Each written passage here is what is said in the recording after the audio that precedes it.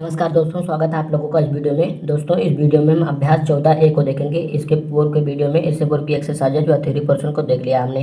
तो देखिए, इसमें आपको पहले क्वेश्चन में कहा गया है पार्श्व चित्र में ओ वृत्त का केंद्र है। यहाँ पर आप देख सकते हैं और कुछ रेखाखंड खींचे गए हैं। जैसा कि आप देख सकते हैं, वृत्त की 2 छेदक रेखाएं बताना है आप लोगों को, 2 स्पर्श रेखाएं बताना है, व्यास बताना है, एक स्पर्श बिंदु और एक जीवा आप लोगों को बताना है इस आकृति के माध्यम से। देखिए, पहले आपको 2 छेदक रेखाएं पूछी हैं। तो छेदक रेखा के विषय में हमने आपको थ्योरी पोर्शन में बता दिया था कि छेदक रेखाएं वो रेखाएं होती हैं जो वृत्त के आर पार होती हैं और ये बाहर निकली हुई होती हैं। तो यहाँ पर आप लोगों को 2 रेखाएं आप देख रहे होंगे कि ए सी, यहाँ पर ए और सी आप लोगों की एक छेदक रेखा दिख रही होगी और आप लोगों को एफ सी एक रेखा ए वाली दिख रही होगी। तो यहाँ पर आप लिख सकते हैं कि पहले में क्या हो जाएगा आप लोगों का ए सी व एफ सी आप लोगों का हो जाएगा। तो ए और सी लिखा और एफ सी हमने लिख दिया। दूसरे में आप लोगों को क्या 2 स्पर्श रेखाएं पूछी है। तो एक स्पर्श रेखा यहाँ पर आप देख रहे होंगे, आप लोगों को क्या मिल रही है स्पर्श रेखा।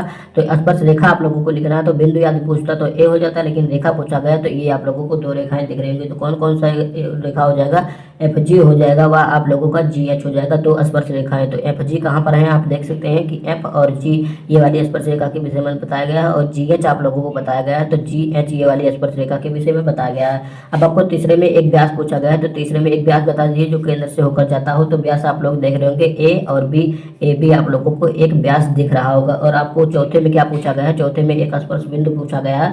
तो कोई भी स्पर्श बिंदु बता दीजिए। एक बिंदु ओ ए है और एक बिंदु एच है। तो यहाँ पर आप लिख सकते हैं ए अथवा एच, ए या एच 2 स्पर्श बिंदु है, दोनों में से एक कोई आप ले सकते हैं। तो ये आप लोगों का तीसरा था, ये आप लोगों का चौथा है। पांचवा आप लोगों को क्या पूछा गया है, एक जीवा पूछी गई। तो कोई जीवा बता दीजिए। तो एक जीवा ये डी ई आप लोगों को दिख रही होगी, एक जीवा आप लोगों को क्या दिख रही होगी, ये एच ई भी एक जीवा है।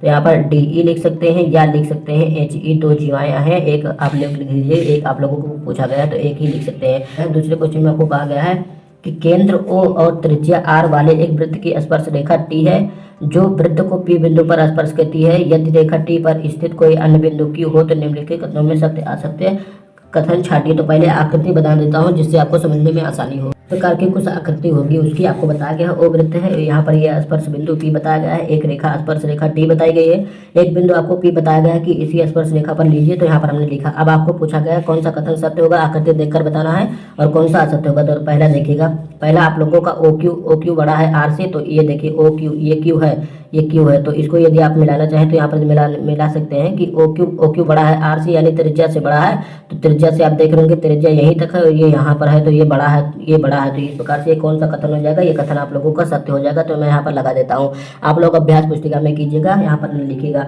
अब देखिए, दूसरे में कहा गया है ओ क्यू बराबर है आर के। तो जब ये बड़ा है तो बराबर हो ही नहीं सकता, तो ये गलत होगा, असत्य होगा। और तीसरे में ओ क्यू बताया गया है कि ओ क्यू छोटा है आर से। तो ये बात इनकी गलत होगी, ठीक है। अब देखिए, चौथे में कहा गया है ओ पी छोटा है आर से। तो ओपी के विषय में बताया, ओपी छोटा है आर से। तो ओपी देख सकते हैं त्रिज्या के ही बराबर है। तो यहाँ पर आप लोगों को एक छोटा बताया गया तो गलत होगा। और ओपी बराबर है आर के, तो हाँ ये बात इनकी सही है। और ओपी बड़ा है आर से, तो देख सकते हैं ओपी आर के बराबर है, तो ये बात भी इनकी गलत होगी।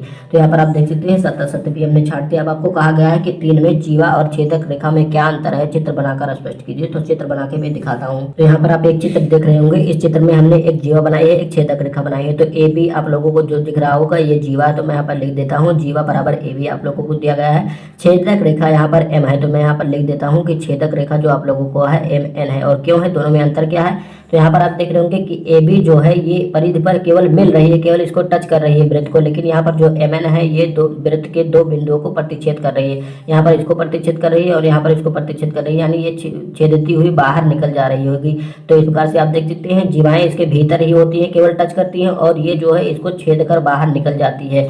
तो ये हो गई, दोनों में अंतर आप देखते हैं। अगले क्वेश्चन में क्या कहा गया है, अगले क्वेश्चन में आपको चौथे में कहा गया है 2.0 सेंटीमीटर का एक वृत्त खींचिए। इस वृत्त के अभ्यंतर में एक बिंदु P लीजिए और ज्ञात कीजिए कि क्या P से होकर जाती हुई कोई रेखा खींची जा सकती है जो वृत्त को स्पर्श करे। तो मैं आपको खींच कर दिखा देता हूँ। अब देखिए, यहाँ पर एक वृत्त हमने यहाँ पर खींच लिया है। कहा गया है इसके अभ्यंतर में एक बिंदु P लीजिए, इसके भीतर एक बिंदु हमने P ले लिया।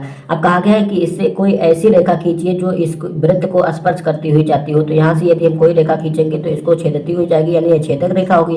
यानी आपको कहा गया है कि स्पर्श रेखा खींचना है, तो यहाँ से कोई स्पर्श रेखा खींची जा सकती है, तो अंदर से कभी भी कोई स्पर्श रेखा नहीं खींची जा सकती है। तो यहाँ पर आप लिख सकते हैं कि यह असंभव है कि कोई स्पर्श रेखा अंदर से खींची जा सके, ठीक है। तो यह असंभव बात है। तो यहाँ पर लिख सकते हैं कि यह संभव संभव नहीं है अथवा असंभव है। ठीक है, अब देखते हैं अगले क्वेश्चन यानी 5वें में क्या कहा गया है कि इस वृत्त की छेदक रेखा और स्पर्श रेखा में क्या भिन्नता है, चित्र बनाकर स्पष्ट कीजिए। तो मैं चित्र के माध्यम से आपको दिखा देता हूँ बनाकर। तो ये देखिए हमने यहाँ पर एक चित्र बना दिया है। ये वाली जो आप लोगों को दिख रही है केवल छूकर निकल जा रही है, जो ये आप लोगों को दिख रही हुई स्पर्श रेखा, और ये जो आप लोगों को दो बिंदुओं पर ये प्रतिच्छेद करती हुई दिख रही है, यह क्या है, ये एक छेदक रेखा है। तो यहाँ पर हमने लिख दिया है कि ए बी जो है स्पर्श रेखा केवल वृत्त को स्पर्श कर रही है, और एम एन जो है ये छेदक रेखा, क्योंकि ये वृत्त को दो बिंदुओं पर भिन्न भिन्न बिंदुओं पर प्रतिच्छेद कर रही है।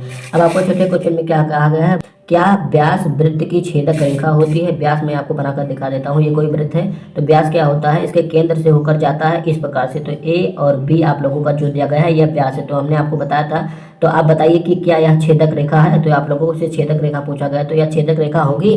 तो यह छेदक रेखा नहीं होगी। क्यों नहीं होगी, क्योंकि आपको मैंने बताया था कि जो छेदक रेखा होती है इसको वृत्त को दो भिन्न बिंदुओं पर प्रतिच्छेद करती है, और प्रतिच्छेद करने का मतलब है इसको काटकर बाहर निकल जाएगी, और ये भी बाहर निकल जाएगी। जैसा कि यहाँ पर आप देख सकते हैं एमएन एक छेदक रेखा, तो ये बाहर निकली हुई है। तो यहाँ पर आप लिख सकते हैं कि नहीं, व्यास जो है वृत्त की छेदक रेखा नहीं होती है। इसी के साथ आप लोगों की एक्सरसाइज 14 कंप्लीट होती है। अगर वीडियो आपको अच्छा लगा तो वीडियो को लाइक शेयर और चैनल को सब्सक्राइब करना ना भूलिएगा। धन्यवाद, मिलते हैं अगले वीडियो में।